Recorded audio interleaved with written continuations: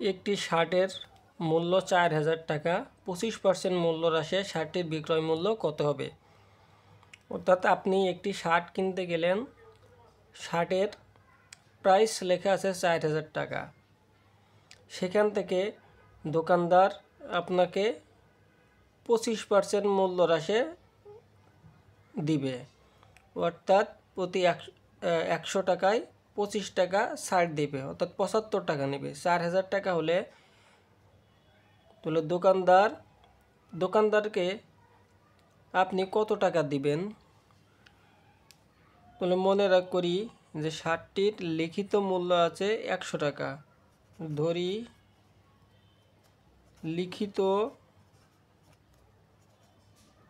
মূল্য 100 টাকা, 25% মূল্য হ্রাসে 25% হ্রাসে মূল্য আসবে, অর্থাৎ কমে 100 মাইনাস 25 টাকা সমান 75 টাকা। তাহলে 25% যখন কম হবে তখন বিক্রয় মূল্য আসবে 75 টাকা। আর শার্টের লিখিত মূল্য ছিল 4000 টাকা। আমি লিখব 100 টাকা, লিখিত মূল্য 100 টাকা হলে বিক্রয় মূল্য 75 টাকা। লিখিত মূল্য 100 টাকা হলে বিক্রি করছিল 75 টাকা, অর্থাৎ বিক্রয় মূল্য 75 টাকা।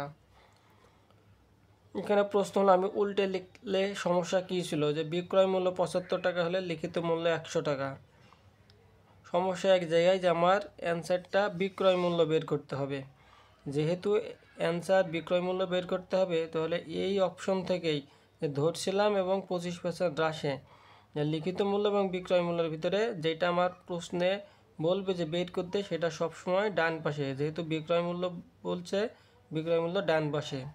লিখিত মূল্য 100 টাকা হলে বিক্রয় মূল্য 75 টাকা। লিখিত মূল্য 1 টাকা হলে বিক্রয় মূল্য কম হতো, কম হলে ভাগ। লিখিত মূল্য আসে কত সেখানে? তাহলে দোকানদার লিখিত মূল্য লিখে রাখছে শার্টের গায়ে 4000 টাকা।